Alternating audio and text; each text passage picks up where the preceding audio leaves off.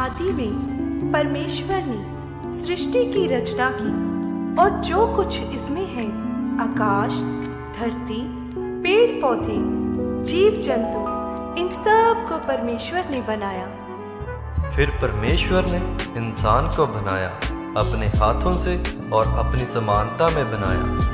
परमेश्वर ने इंसान को बहुत ज़्यादा प्रेम किया और जो कुछ पृथ्वी पर है, परमेश्वर ने उन सब पर मनुष्य को अधिकार दिया। लेकिन मनुष्य ने पाप किया और परमेश्वर से दूर हो गया और मृत्यु और पाप के अधिकार में फंस गया। और उस पाप और मृत्यु के अधिकार को खत्म करने के लिए एक ऐसी कुर्बानी की जरूरत थी जिसने कभी कोई पाप ना किया हो। लेकिन ऐसा कोई भी ना था जिसने कभी कोई पाप ना किया हो।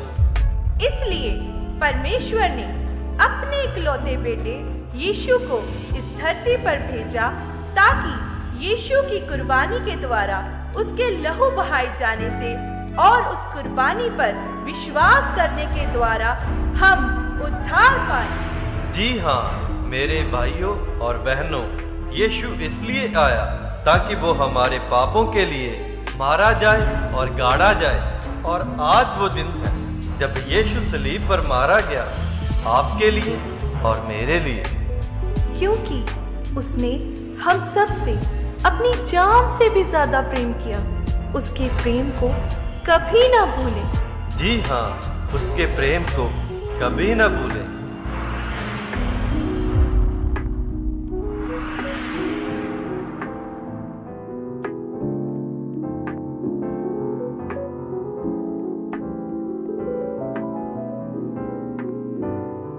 यीशु मसीह के नाम में आमीन।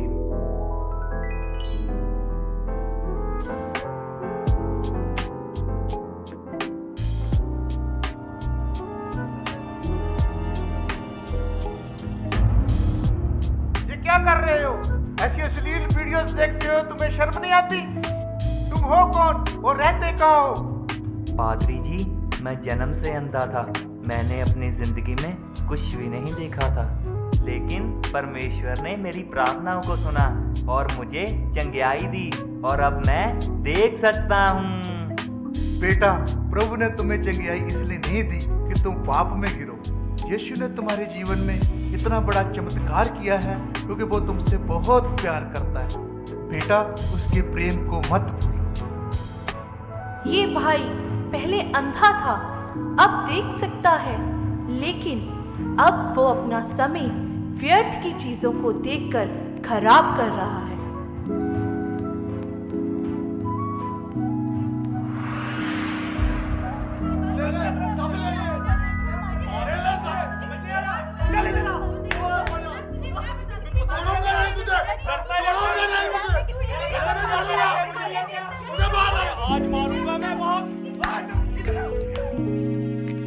तुम्हें पड़ोसियों के घर का शोर सुनाई दिया? हाँ हाँ, सुनाई दिया। और मैं तो पता भी कर रही कि झगड़ा क्यों हो रहा था और पूरे मोहल्ले में खबर भी फैलाई हूँ। अच्छा, अब मुझे भी बता दे। काला।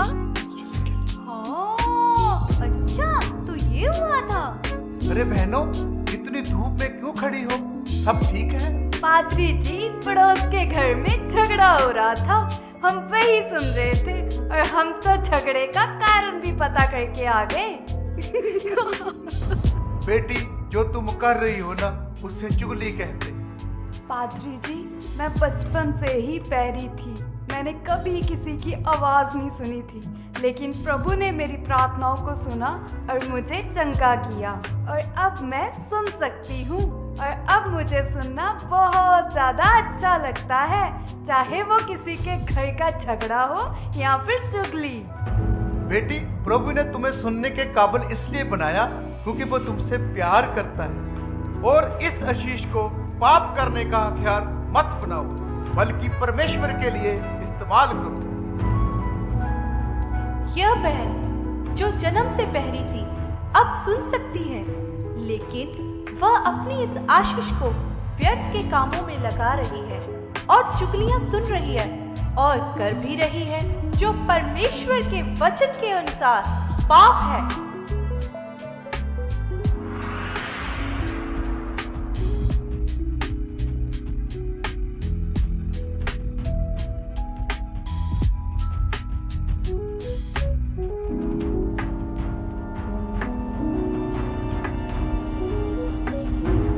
और रुको, मैं तुम्हें कब से देख रहा हूँ, तुम लड़कियों को परेशान कर रहे हो। ऐसा करते हुए तुम्हें शर्म नहीं आती?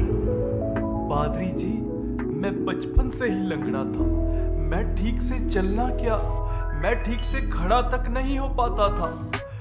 मुझे यहाँ से वहां तक जाने में ही 10 मिनट लग जाते थे।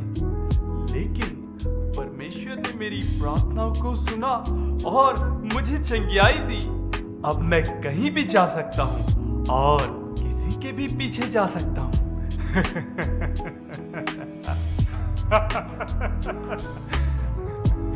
बेटा जी, ये पाप है।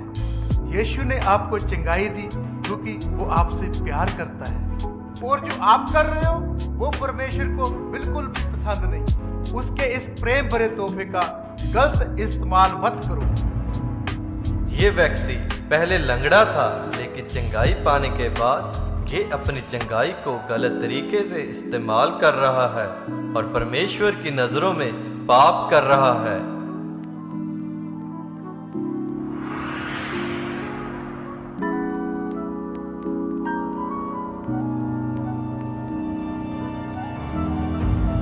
अरे रुको रुको भाई, ये क्या करने जा रहे हो?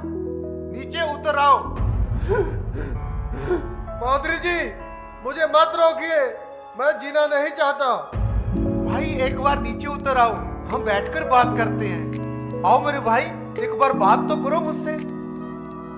आओ मेरे भाई, एक बार बात तो करो मुझसे। पादरी जी, सब लोग एक जैसे हैं, कोई मेरा सगा नहीं है। सबने मुझे धोखा दिया है, कोई मुझसे प्यार नहीं करता। हे मेरे परमेश्वर, तूने मुझे क्यों चंगा किया? क्यों नया जीवन दिया? इससे अच्छा होता कि मैं पहले ही मर जाता। मेरे भाई, ऐसा मत कहो। मैं जानता हूँ परमेश्वर ने तुम्हें जानलेवा बीमारी से चंगा किया है, मगर ये मत भूलो यीशु ने तुम्हें बहुत प्रेम किया है। चाहे संसार तुमसे प्रेम करे या ना करे, भले ही लोगों ने तुम्हें धोखा क्यों ना दिया हो, लेकिन यीशु ने तुम्हारा साथ कभी नहीं छोड़ा। भाई, उसके प्रेम को मत भूलो। ये व्यक्ति जानलेवा बीमारी से चंगा हुआ था, लेकिन दुनिया से निराश होने के कारण दोबारा मरना चाहता है। हे मेरे भाइयों और बहनों, क्या तुम भूल गए हो कि किसने तुम्हें चंगा किया? किसने तुम्हें चलने के, देखने के और सुनने के काबिल बनाया? किसने तुम्हें जीवन दिया? क्या तुम लोग भूल गए हो उस कुर्बानी को जो 2000 साल पहले यीशु ने हमारे पापों के लिए सलीब पर दी? क्या तुम सचमुच भूल गए? याद करो।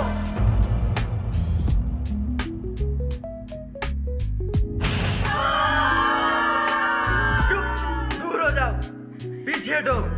चुप, पीछे हटो। 39 कोड़े लग गए। हर एक कोड़ा उसके शरीर से मांस के टुकड़े बाहर निकाल देता था, इस वजह से उसकी पसली दिखने लगी। उन कोड़ों ने उसका शरीर छल्ली छल्ली कर दिया था। उसके मुंह पर थप्पड़ मारे गए, उसकी दाढ़ी नोची गई, उसका मजाक उड़ाया गया। सिपाहियों ने कांटों का मुकुट गूंथकर उसके सिर पर रखा। तू और परमेश्वर का पुत्र, तू तो कहता है कि परमेश्वर का बेटा है, अगर है तो अपने आप को क्या कर सकता? कोई रोकता क्यों नहीं है? क्या गुनाह किया मेरे यीशु ने? पीछे हटो।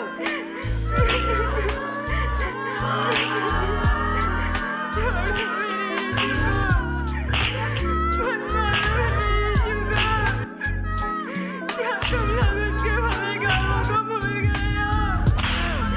बता दो मेरे यीशु को।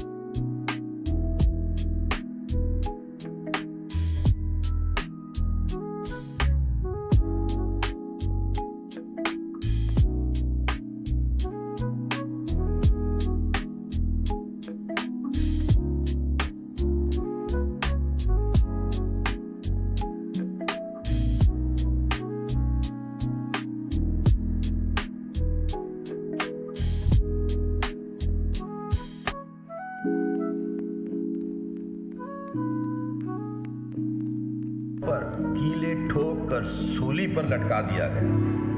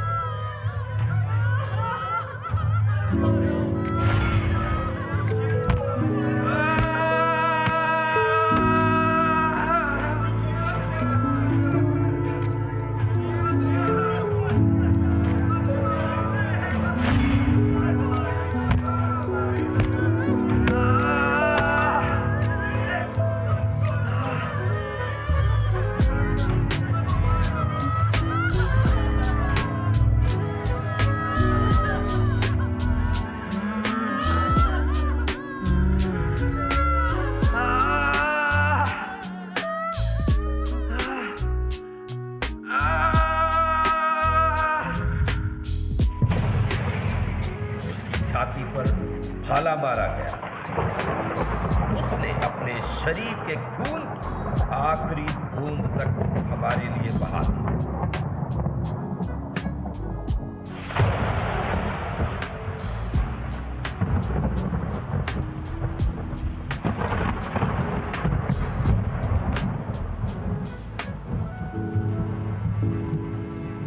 उसने ये सब मेरे लिए और आपके लिए सहा, क्योंकि वे हम सब से बहुत प्रेम करता है।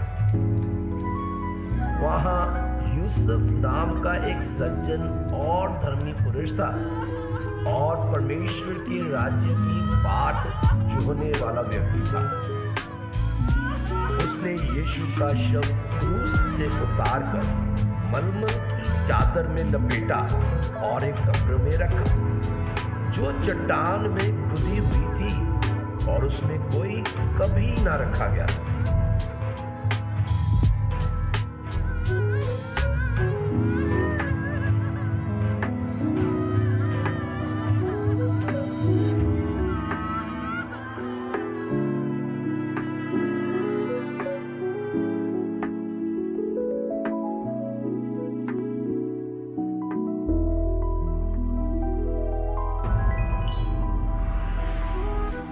मारा मेरे मसीहा को। शास्त्रियों ने, महायाजक ने मेरे मसीहा पर दोष लगाया।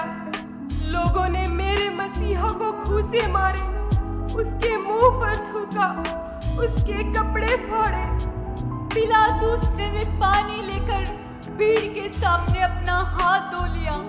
पतरस ने मेरे मसीहा को मसीहा कहने से इनकार कर दिया। जो साथ घुमा करते थे, सबने उसे अकेला छोड़ दिया। कोड़ों की बरसात उसके शरीर को छलनी करती गई, कांटों का मुकुट भी पहनाया गया, मगर किसी को उस पर दया भी न आई। कैसी अफरा तफरी है ये लोग क्यों चिल्ला रहे? इसे क्रूस पे चढ़ाओ, इसे क्रूस पे चढ़ाओ। ये क्यों चीखे जा रहे? यहूदा इस्करियोती, तूने ये क्या कर दिया? मेरे मसीहा को 30 चांदी के सिक्कों में तोल लिया। विश्वासघाती, तूने उसके प्यार का ये क्या मोल दे दिया? बेदर्दियों ने डाकुओं के बीच उसे टंगा ही दिया। छुप पेड़ों के पीछे मैं उसे देख रही, तभी उसकी नजर मुझ पर आ रुकी। शैतान अफसर देखकर मेरे पास आ खड़ा, बोला, तू झूठी। मसीहा ने कहा, छोड़ उसे, दोष मैंने ले लिया। शैतान बोला, तू व्यभिचारिणी, खूनी, चोर, तूने व्यवस्था का पालन नहीं किया। मसीहा ने फिर कहा, छोड़ उसे, दोष मैंने ले लिया। व्यवस्था को अपने में पूरा मैंने कर दिया, व्यवस्था को अपने में पूरा मैंने कर दिया। आज इस हकीकत से वाकिफ मैं हुई, खामखा दूसरों पर मैं इल्जाम लगाती रही। किसने मारा मेरे मसीहा को मैं ढूंढती ही रही। गुनाहगार मैं खुद हूँ, देख ना सकी। हाँ, मैंने मारा मेरे मसीहा को, मैंने मारा। जब पाप कर मैं उससे दूर चली गई तो मुझे वापस पाने के लिए उसने अपना खून बहा डाला। ये कैसा सम्मान इस पापी को तूने दे डाला। मेरे मसीहा, मुझे माफ कर दे। खुद मैंने तुझे मार डाला, खुद मैंने तुझे मार डाला। प्यार से सहलाकर मुझे कहा मेरे मसीहा ने, बस बेटी ये ले लहू मेरा, साफ कर अपने पापों को। मैं जल्दी आऊंगा, अपने पिता से तुझे मिलवाऊंगा, अपने पिता से मैं तुझे मिलवाऊंगा। मैं इंतजार में खड़ी मेरे मसीहा, तू कब वापस आएगा और मुझे अपने साथ ले जाएगा। और हमें अपने साथ ले जाएगा, हमें अपने साथ ले जाएगा।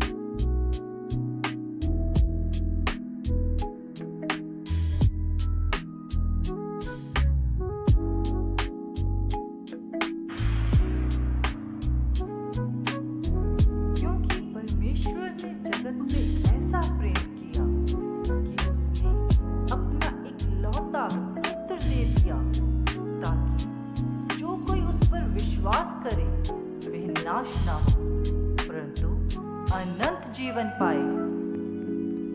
बीते दिनों में हमने देखा कि कैसे यीशु ने पिता की आज्ञाकारी करते हुए हमारे पापों के लिए सलीब पर अपनी जान दे दी।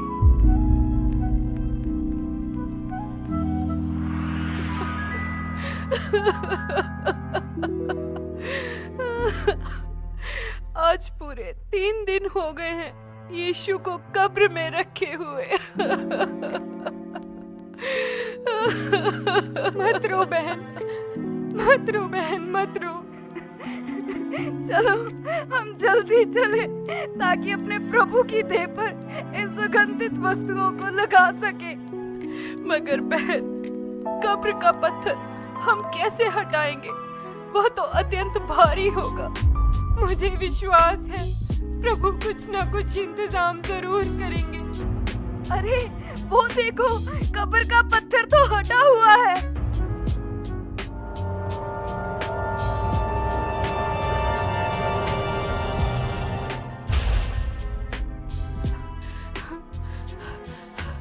मेरे यीशु का शव यहाँ नहीं है। मेरे यीशु का शव यहाँ नहीं है। मेरे यीशु का शव यहाँ नहीं है। अरे सच में यीशु का शव यहाँ नहीं है। मेरे यीशु, मेरे यीशु, कहाँ है तू यीशु? मेरे यीशु,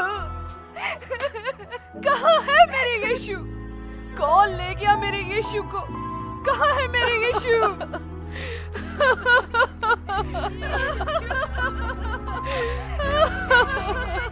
लगता है कोई मेरे यीशु का शव चुरा कर ले गया है। मेरे यीशु, मेरे यीशु, मेरे यीशु, कहाँ मेरे यीशु?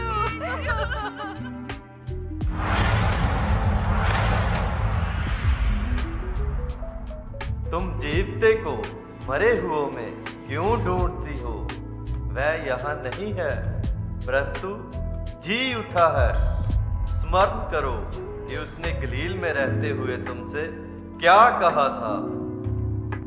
अवश्य है कि मनुष्य का पुत्र पापियों के हाथ में पकड़वाया जाए और क्रूस पर चढ़ाया जाए और तीसरे दिन जी उठे।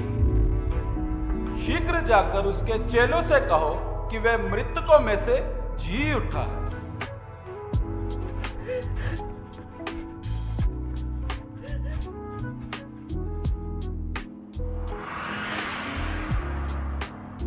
फिर उन्होंने जाकर चेलों को बताया कि जी उठा है। फिर 11 चेले गलील में उस पहाड़ पर गए जिसे यीशु ने उन्हें बताया था। वहां उन्होंने यीशु के दर्शन पाए।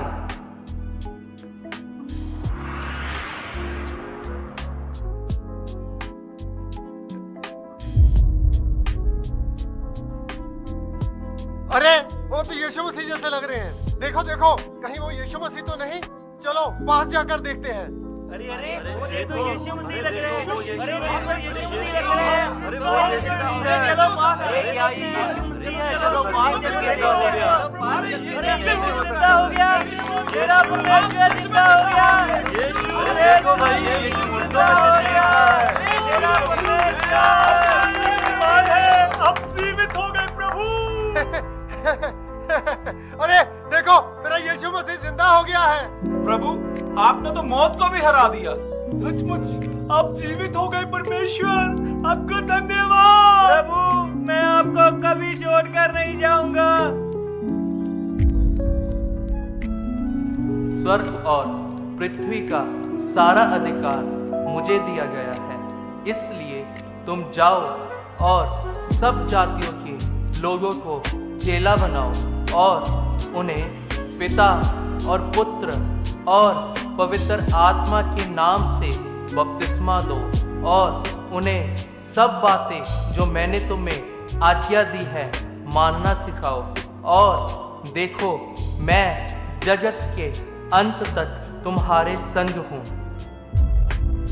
वचन में लिखा है, जितनों ने उसे ग्रहण किया उसने उन्हें परमेश्वर की संतान होने का अधिकार दिया। जी हाँ, जो कोई यीशु नाम पर विश्वास करे और अपने गुनाहों को स्वीकार कर अपना मन फिराए, वह स्वर्ग राज्य का अधिकारी होगा। सचमुच कितना अद्भुत है पिता का प्रेम कि उसने अपना इकलौता बेटा हमारे लिए दे दिया, ताकि उस पर विश्वास करने के द्वारा हम स्वर्ग जा सकें, अनंत जीवन पा सकें।